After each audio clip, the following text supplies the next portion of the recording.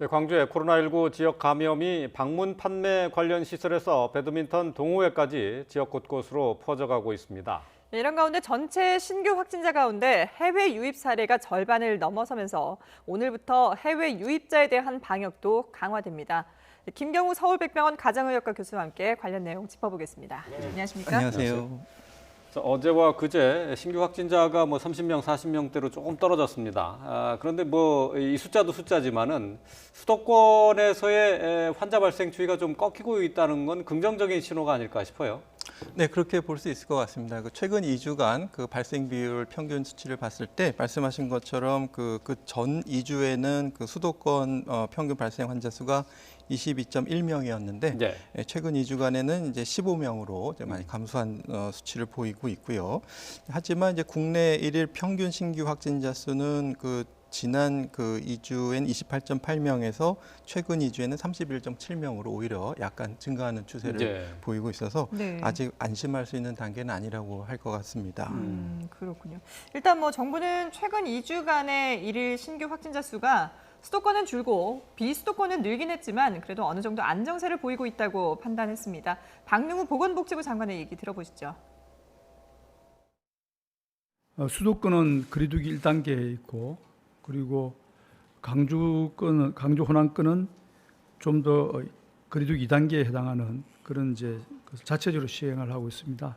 이미 강주권에서는 수도권보다 더 강화된 사회적 거리두기를 자체적으로 시행을 하고 있기 때문에 그 정도 선에서 사태를 진정시켜 나갈 것으로 그렇게 기대하고 있습니다. 수도권의 지역사회 감염은 다행스럽게도 현재 줄고 있습니다. 그리고 강주권도 이번 주 들어서는 비교적 안정세를 보이고 있어서 그 이상의 추가적으로 강화된 거리두기는 현재로서는 필요하지 않은 것으로 판단을 하고 있습니다. 네, 아직 안심할 수는 없지만 그래도 비교적 안정세를 보이고 있기 때문에 사회적 거리두기를 더 강화할 필요는 없다라는 게 지금 정부의 입장이거든요. 어떻게 판단하세요? 네, 그래서 뉘앙스를 잘 들으셔야 될 것 같습니다. 네. 지금 현재 사회적 거리두기 강화를 계속 유지해야 된다는 뜻이고 더 강화할 필요는 없다는 것이지 현재 기준을 더 완화한다는 뜻은 절대 아니기 때문에 네. 그렇죠. 현재 하고 있을 수 있는 노력은 계속 하시는 조건이고 이제 그보다 더 강화된 2단계 사회적 거리두기로는 전국적으로 하지는 않겠다는 뜻이기 때문에 예. 전 국민들께서 방심하시면 안 되실 것 같고요. 특히 아직 깜깜이 환자 비율도 계속 줄지 않고 늘고 있는 상황이고 깜깜이 환자를 통제할 수 있는 방법은 우리가 방역 당국의 역학조사 추적을 해서 확진자들을 찾고 접촉자를 격리하고 이렇게 해서 네. 통제할 수 있는 부분이 아니거든요. 깜깜이 네. 환자는 감염 경로를 모르기 때문에 통계를 한번 좀 보면서 네. 말씀을 좀 드리겠습니다. 깜깜이 환자가 좀 비율이 최근에 조금 줄어든 것으로 이렇게 나타났습니다. 6월 20일부터 2주간 또 6월 28일부터 2주간 통계를 내봤는데 전체 이제 확진자 가운데 신규 확진자 가운데 비율이겠죠. 13.2%에서 9.4%로 10% 일단 아래로 떨어졌습니다. 그동안 네. 깜깜이 환자가 늘어나는 것 때문에 맞습니다. 방역 당국의 우려가 컸었는데 일단은 좀 진정세를 보이는 건가요? 근데 이 퍼센트를 해석하실 때 조금 주의하실 점이요. 이게 전체 신규 확진자 분의 이제 감염 경로 불명 비율인데 전체 신규 확진자의 이제 해외 유입 확진자가 섞여 있습니다. 아, 예. 그렇군요. 네, 그렇기 때문에 국내 지역 발생자 중에서 이제 깜깜이 비율을 다시 한번 분석을 해야 될 텐데요. 네네. 지난 절대 숫자로 보게 되면은 6월 14일에서 27일까지는 감염 경로 불분명 환자가 57명이었는데 예. 최근에는 720명 중에서 68명, 오히려 좀 숫자 자체는 좀 늘어난 추세로 보이고 있고, 예. 720명 중에 절반을 이제 해외 유입자로 보게 되면은 거의 20%에 가까운 깜깜이 환자라고 해석해야 될 수 있기 때문에 그렇군요. 국내 지역 발생으로 다시 한번 통계를 내봐야 할 것 같습니다. 그렇군요. 저 숫자만 봐가지고는 좀 정확하게 파악할 수 없다는 얘기인데 그러니까 그렇습니다. 네. 해외에서 유입된 확진자 같은 경우에는 감염 경로를 모른다가 아니라 감염 경로가 확인됐다 이렇게 통계가 나오는 거군요. 맞습니다. 해외에서 유입되신 분이기 때문에 그분들은 좀 통계에서 열애로 하고 이제 다시 한번 통계를 내봐야 될 것 같고요. 예. 깜깜이 환자를 통제할 수 있는 방법은 전 국민들이 사회적 거리두기밖에 없습니다. 방역 당국에서 역학조사 추적해서 격리할 수 있는 부분이 아니기 때문에 그렇기 때문에 사회적 거리두기는 절대로 긴장을 방심해서는 안 되시겠고 지금 신규 일일 확진자 수 말고는 깜깜이 비율이라든가 방역망의 통제 비율이 다 80% 미만이고 네. 다 기준을 만족하고 있지 않기 때문에 좀 절대로 안심할 수 있는 상황은 아니라고 할 수 있겠습니다. 예. 그러니까 절대 방심해서는 안 된다라고 이제 계속해서 강조를 해주고 계신데 그런데 지금 광주 지역 같은 경우에는 확진 환자가 계속 늘고 있는 상황인데 특히 이 배드민턴 동호회에서도 확진 환자가 나왔거든요. 이런 부분들은 사회적 거리두기를 하면서도 좀 소홀할 수 있는 부분들이 아닌가 싶어요. 네, 이 부분 조금 이제 아쉬운 부분이 되겠는데요. 예. 그 처음에 이제 광주 지역의 이제 최초 환자가 이제 6월 27일 날 광주 34번 환자분이 광역사를 방문하신 걸로 통해서 이제 알려졌는데요. 네. 그 이후로 이제 7월 1일까지 광주 지역에서 45명의 신규 확진자가 있었는데 그리고 이제 사회적 거리두기 2단계를 발표하신 게 7월 1일이었고요. 근데 말씀하신 그 배드민턴 동호회 대회들이 이제 6월 29일, 31일 이렇게 있었던 상황이 되겠거든요. 네. 그래서 조금 배드민턴 동호회 어떤 집단 감염은 그 전에 조금 일찍 시작이 됐고 이제 아쉬운 점은 이제 광주 76번 환자가 이제 7월 1일 날 확진이 확인됐는데 이분이 동선에서 29, 30, 7월 1일 날 배드민턴 동호회 갔다는 것 역학조사가 거기서 약간 좀 허술하게 된 점이 있는 것 같습니다. 그래서 예. 그때 예, 접촉자에서 좀 누락되셨던 분들이 지금 이제 배드민턴 동호회 9일이나 지나서 확인이 되고 있는데 배드민턴 동호회에서 접촉하셨던 분들이 그 9일 동안 다른 접촉자들을 통해서 확산시키지 않았는지 좀 추적적인 검사가 필요할 것 같은데요. 만약에 이제 모든 분들이 사회적 거리두기를 해서 이제 설령 이분들이 감염을 전파시킨다고 해도 방역 조치를 잘 하셔서 막게 되고 또 군데군데 소규모 집단에서 증폭이 안 일어났다면 계속 감소세를 기대해 볼 수 있을 것 같은데요. 추가적인 확진자 발생에 대해서 조금 주목해 봐야 될 것 같습니다. 네. 그렇죠. 광주에서는 2단계 사회적 거리두기가 시행되고 있었었는데, 근데 이제 확진자가 나왔는데도 불구하고 생활체육 모임은 그대로 진행이 됐단 말이죠. 뒤늦게 이제 광주에서는 25일까지 이 모임을 전면 금지를 시켰는데 좀 아쉬운 부분이라고 할 수밖에 없죠. 네, 그렇습니다. 그동안 이제 실내 체육 활동 같은 경우에 이제 마스크를 벗는다든가 또 실내에서 밀폐되는 게서 특히 이제 탁구 동호회 대회라든지 네. 아니면 우리 스피닝을 해서 자전거를 실내에서 탄다든지 또 아니면 실내 헬스장 그리고 뭐 이렇게 줌바 댄스라든지 그런 것들은 이제 많이 알려졌는데 이제 배드민턴이 이제 또 이제 추가로 그러게요. 확진 접촉이 됐는데 예. 우리가 이제 배드민턴도 이제 다양한 상황에서 아마 이루어질 수가 있는데 보통 이제 야외에서 치시는 경우도 많고 네. 또 지금 같은 경우는 체육관 실내에서 네네. 이제 이루어진 것 같은데요. 아마 뭐 단식으로 하시면 좀 거리가 떨어져서 이렇게 치실 수 있을 텐데 복식 같은 경우는 좀 밀접 접촉도 있고 또 공용 시설을 이용하면서 네. 배드민턴을 같이 치면서 아마 같은 거리에 계시면서 접촉이 좀 있었던 것 같고요. 예. 그래서 어떤 스포츠 종목별로 이렇게 분류하는 것보다 거기서 얼만큼 마스크를 벗고 비말 발생이 많고 또 밀폐된 환경인가 이런 것들을 좀 종합적으로 고려해서 감염 전파가 위험이 높은 실내 체육 활동 시설, 실내 활동은 좀 예. 자제하시는 것이 필요할 것 같고요. 그래서 광주시에서는 전반적으로 뭐 친선 경기든 리그 경기든 이러한 그 전반적인 실내 체육 활동을 제한하는 조치를 취한 것으로 보이고 있습니다. 예. 이제 속보가 들어왔는데요. 어제 신규 확진자 수가 집계됐습니다. 네. 숫자는 많이 늘었습니다. 신규 확진자가 62명에 이르렀는데요. 이로써 누적 확진자가 13,479명이 됐습니다. 네. 자, 그런데 신규 확진자 62명 가운데 지역 발생은 19명입니다. 나머지는 입국 검역 과정에서 18명이 신규로 확진된 것을 포함해서 신규 해외 유입이 43명입니다. 지역 발생보다 해외 유입이 상당히 많은 상황입니다. 네. 어제 하루 사망자가 추가로 나오진 않았고요. 누적 사망자 289명 그대로 유지가 됐습니다. 이에 따라서 치명률도 2.14%로 소폭 좀 떨어지게 됐습니다. 예. 지역별로 살펴보면 서울이 13명, 경기 11명, 광주 7명, 충남 4명, 인천 3명이 집계가 됐습니다. 근데 지금 이 숫자에는 지역 발생과 신규 해외 유입이 섞여 있기 때문에 정확하게 분포도가 어떻게 됐는지는 조금 더 살펴봐야 될 것 같습니다. 네. 자, 어제 숫자가 62명으로 갑자기 좀 껑충 뛰었는데, 근데 뭐 지금 짚어봤습니다만은 해외에서 유입된 사례가 43명까지 늘어났어요. 이거 상당히 눈에 많이 띄는 부분이고 좀 우려스러운 부분이 아닐 수가 없어요. 네, 그렇습니다. 내국인 외국인 비율이라든가 이제 들어오신 국가가 어느 국가인지 또 방문 목적이 뭔지 좀 살펴봐야 될 것 같은데요. 그렇죠. 최근에는 그 내국인 외국인 비율이 또 비슷하고 또 이렇게 그 확진자가 전 세계적으로 발생이 높은 국가에서 유입하시는 경우가 많아서 예. 정부에서도 이걸 좀 최대한 좀 줄이려고 하고 있는데 이제 주말에 아마 이제 이 추가적인 방역 조치가 시행되기 전에 좀 서둘러 오신 부분도 있지 않나, 풍선 효과가 있지 않나 좀 살펴봐야 할 것 같습니다. 예. 계속해서 이제 광주 지역, 지금 뭐 지역 감염으로는 강주가 좀 이제 우려스러운 상황인데, 광주의 지역 감염 상황을 저희가 표로 정리를 해봤습니다. 감염 고리가 모두 지금 12개가 12개로 예. 지금 이렇게 분류가 될 수가 있겠는데요. 네. 지금까지 모두 광주 방문 판매 업체를 비롯해서 사찰, 또 교회, 학원, 또 사우나까지 해서 모두 전반적으로 이 사회 구석구석에 퍼져 있는 것으로 일단은 볼 수가 있겠습니다. 누적 확진자가 135명에 이르고 있는데, 어제 하루 확진자는 7명이 늘어났습니다. 자, 지금 광주에서 상황은 지금 어떻게, 지금 통제가 가능하다고 보시나요? 어떻습니까?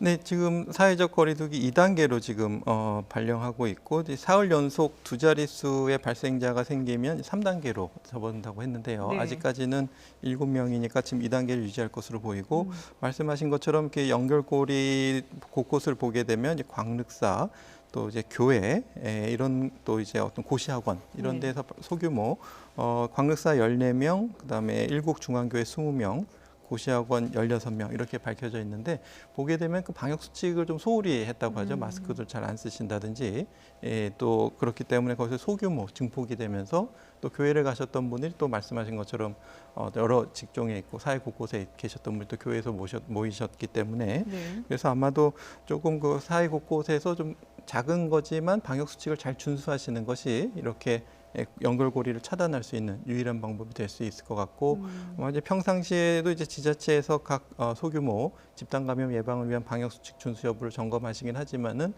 전 국민들이 좀 스스로 이제 작은 수칙이라 하더라도 철저하게 좀 지켜주시는 노력들이 이런 연결고리들을 끊을 수 있는 유일한 방법이 될 수 있을 것 같습니다. 네.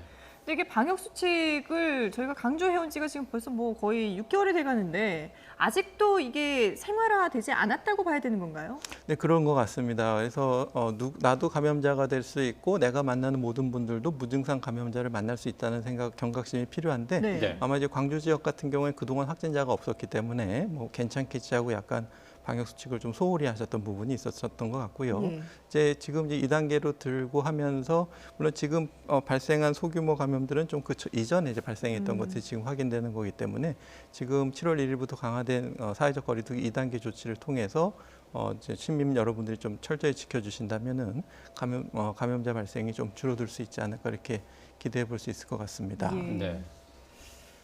또 하나 이제 눈여겨볼 것이 이제 위중 환자, 중증 환자 그 비율인데요. 최근에 이제 30명대까지 유지가 되다가 20명대로 좀 떨어졌거든요.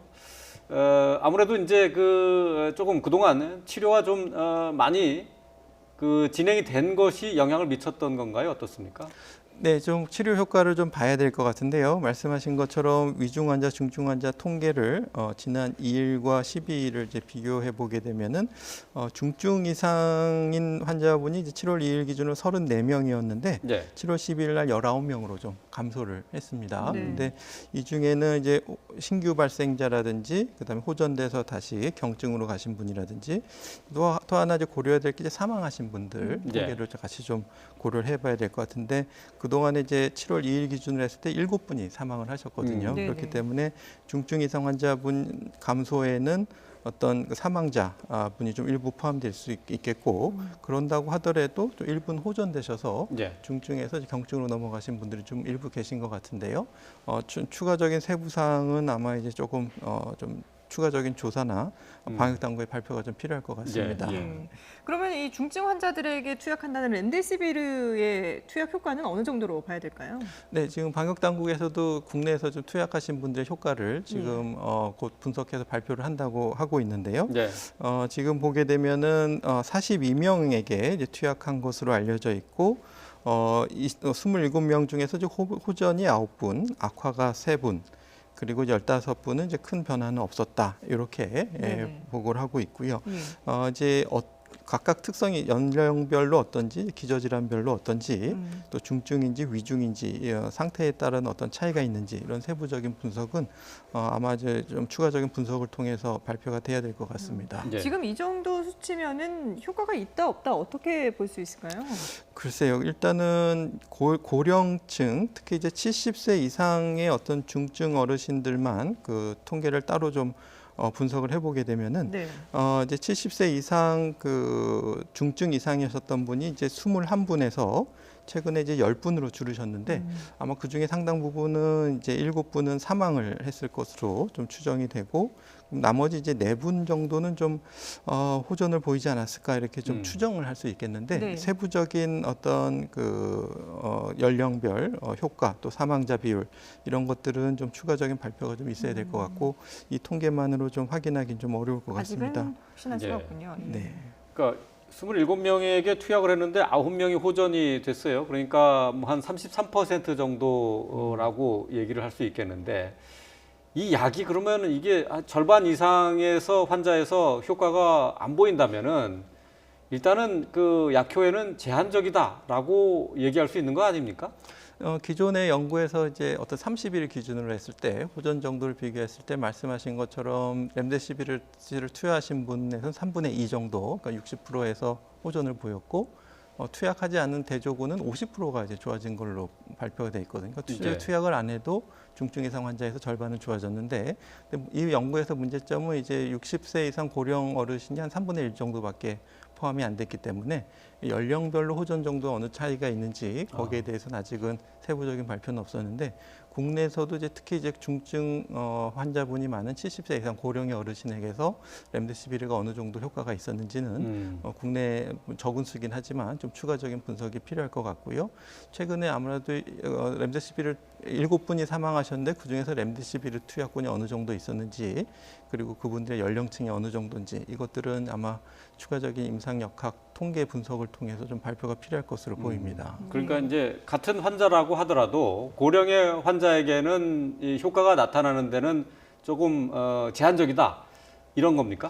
이 발표만 가지고 조금 알기는 어려울 것 같은데요. 그러니까 일반적으로 얘기했을 때 똑같은 약을 투약했을 때 나이가 드신 환자들한테는 효과가 좀 덜 강력하게 나타난다는 얘기입니까? 어떻습니까? 1000명으로 대상으로 했을 때는 어떤 연령별 차이에 대한 보고는 없었고 임상적인 중증도에 대한 차이에 대한 어떤 호전도 차이 분석은 있었는데요. 그러니까 산소 포화도 94% 미만이신 분들을 투여했을 때 효과가 좋았는데 그 중에서는 이제 우리가 에크모라든가 이제 기계 호흡을 하시는 분들에게서는 아주 위중하신 분에게서는 큰 차이를 보지 못했다 이렇게 발표되어 있거든요. 그러니까 중증 중에서도 아주 심한 위중 환자분은 조금 치료 효과가 제한적이었는데 이것이 효과가 없었다기보다는 관찰 기간이 30일로 좀 짧았기 때문에 충분히 보지 못했다. 이제 연구는 그렇게 결론이 났기 때문에 그 1000명 이후에 이제 계속 투약했을 때 임상적인 효과가 이제 말씀하신 것처럼 고령의 어르신에게서 젊은 사람들하고 차이가 있는지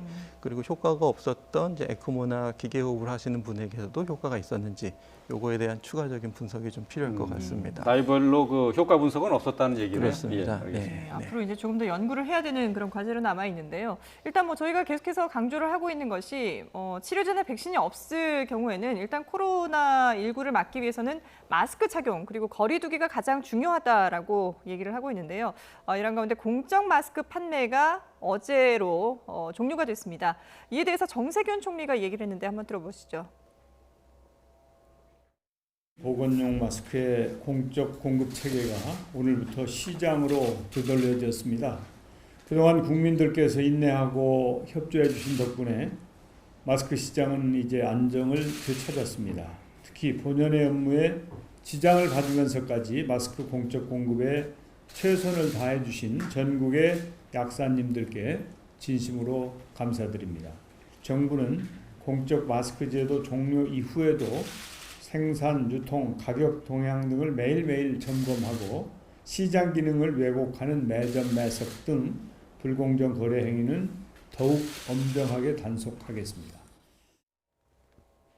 네, 이제 공적 마스크 판매는 끝났고 개인적으로 자발적으로 이제 그 약국마다 알아서 그 가격과 수량을 정하게 되는데요. 일단 뭐 마스크가 필수라는 건 뭐 누구나 이제 알고 있는 사실이고 오늘 보니까 뭐 트럼프 대통령도 이제 마스크를 쓰고 공식 석상에 나왔더라고요. 앞으로도 계속해서 마스크는 충분히 준비를 해놓고 이제 대비를 해야 되는 거죠. 그렇습니다. 특히 이제 비말 접촉 감염 때 큰 비말 차단 효과도 있고 그다음에 이제 최근 들어서 작은 비말에 의한 공기 감염, 예. 그러니까 직접 접촉이 없더라도 가까운 거리에서 밀폐된 곳에서 오랫동안 접촉하게 되면은 충분히 공기에 있는 작은 비말로도 감염될 수가 있기 때문에 마스크 착용은 반드시 해주셔야 되겠고요. 마스크는 나를 보호하기 위한 것도 있고 또 내가 무증상 시기일 때 다른 사람도 감염시키는 걸 또 차단해주는 효과도 있기 때문에 마스크 착용은 반드시 해주셔야 될 것 같고요. 특히 이제 대중교통 타실 때 이제 마스크 착용이 이제 의무화 됐는데 네. 처음에 약간 우여곡절도 있었지만 이제 많은 분들이 마스크를 또 많이 착용하고 계셔서 좀 좋은 효과를 좀 기대해 볼 수 있을 것 같습니다. 예. 네. 그 전 세계 이제 지금 코로나19 확산 상황을 좀 보면은 우리나라는 그래도 양반이라는 생각이 들어요. 지금 하루 확진자 수가 23만 명을 전 세계적으로 넘어선 상황인데 말이죠. 이렇게 다시 전 세계적으로 확산하는 이유가 어디에 있습니까? 네, 아무래도 그 인구가 많고 이제 중저소득 국가, 이제 파키스탄, 방글라데시, 인도 이런 국가들은 전 세계적으로도 인구수가 많은 국가들인데요. 네. 이런 데서 이제 확진자 수가 발생이 증가하고 있고 특히 아무래도 미국 같은 경우에도 계속 확진자 수가 거의 뭐 4분의 1, 3분의 1을 차지할 정도로 5만 명에서 8만 명씩 신규 확진자가 발생하고 있고 또 그 다음을 이어서 브라질에서도 계속 확진자가 증가하고 있는데 이게 미국과 브라질의 어떤 공통점을 보게 되면은 이제 특히 대통령이 어떤 방역 조치에 대해서 조금 소홀히 하고 전문가들의 의견을 좀 자기의 의견하고 맞지 않는다고 해서 배제한다든지 네. 그래서 과학적인 어떤 통계에 근거한 정책을 하지 않고 어떤 정치적인 인기라든지 좀 국민들에게 뭔가 좀 희망을 주고 싶어 하는 의도는 알겠지만은 너무 정치적인 어떤 인기, 재선에 관심을 둔다든지 국내의 책임을 어떤 다른 나라에 돌리면서 국내 네. 방역에 소홀한다든지 이런 국가적인 방역 정책의 소홀도 한 가지 원인이 될 수 있지 않을까 싶습니다. 네. 지금 뭐 오늘도 신규 해외 유입이 상당히 많았습니다만은 뭐 전 세계적으로 다시 확산을 하다 보니 이게 이제 계속해서 안심할 수 없는 상황인데, 근데 최근에 보면은 주한미군들 중에 이 확진되는 사례들이 상당히 늘고 있다고 하거든요. 근데 주한미군은 이 국내 통계에는 이게 집계가 안 되고 있는 상황이잖아요. 정확하게 몇 명이나 이제 확진이 됐는지 알 수가 없는 그런 상황인데. 이 때문에 지금 한미 연합훈련도 좀 축소될 수 있다 이런 얘기까지 나오고 있거든요. 어느 정도라고 실상을 보십니까? 네, 그렇습니다. 그래서 지금 알려진 건 일부는 그 평택시 통계로 예. 밝혀지고 있는 것 같습니다. 뭐 더 이상의 통계가 있는지 모르겠지만은 평택시 통계의 어떤 주한미군 발생 현황을 보게 되면은 이제 7월 1일부터 현재까지 보면 한 30여 명이 이제 주한미군이 감염된 것으로 알려져 있고 또 네. 이분들은 미군 병원에서 지금 격리 치료가 되고 있는 것으로 알려져 있고요.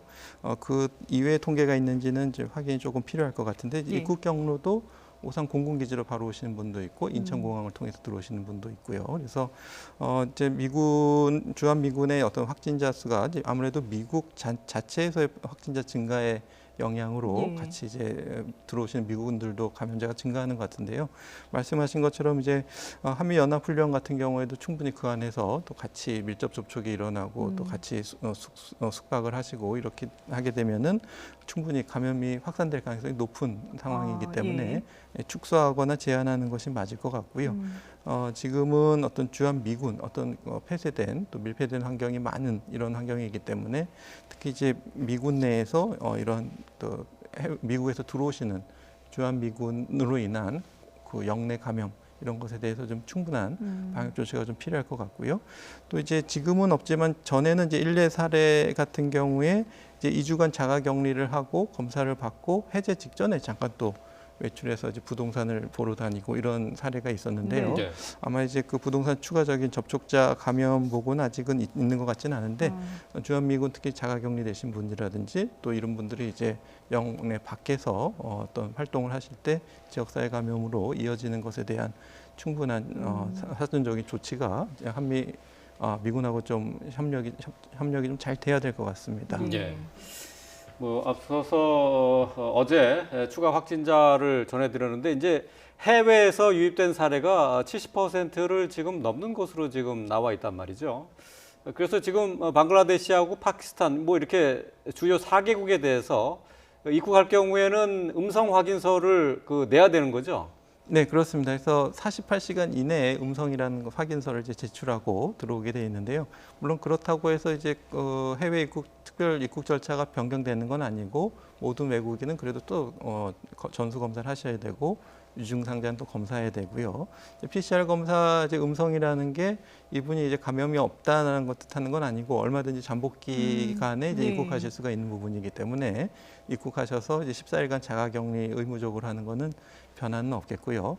다만 이제 PCR 검사를 해야 되고 하는 과정에서 이제 기존에서 자국에서 감염되셨던 분들이 들어오는 건 좀 제한이 된다든지 네. 또 이제 아주 불효불급한 입국이 아니면은 어떤 절차가 좀 까다로우니까 들어오시는 것이 좀 제한된다든지 이런 효과는 있을 것 같은데 이제 대상국을 어떻게 선정하느냐가 조금 좀 논란이 있는 것 같습니다. 네. 그래서 이제 물론 이제 내국인은 할 수가 없고 외국인에 한해서 이제 적용이 될 것 같고 예. 이제 지금 4개국으로 알려져 있는데 이제 추가적인 확대, 뭐 미국이라든지 브라질이라든지 이 대상국가의 확대 여부에 대해서도 좀 많이 고민이 좀 필요한 부분인 것 같습니다. 네. 알겠습니다.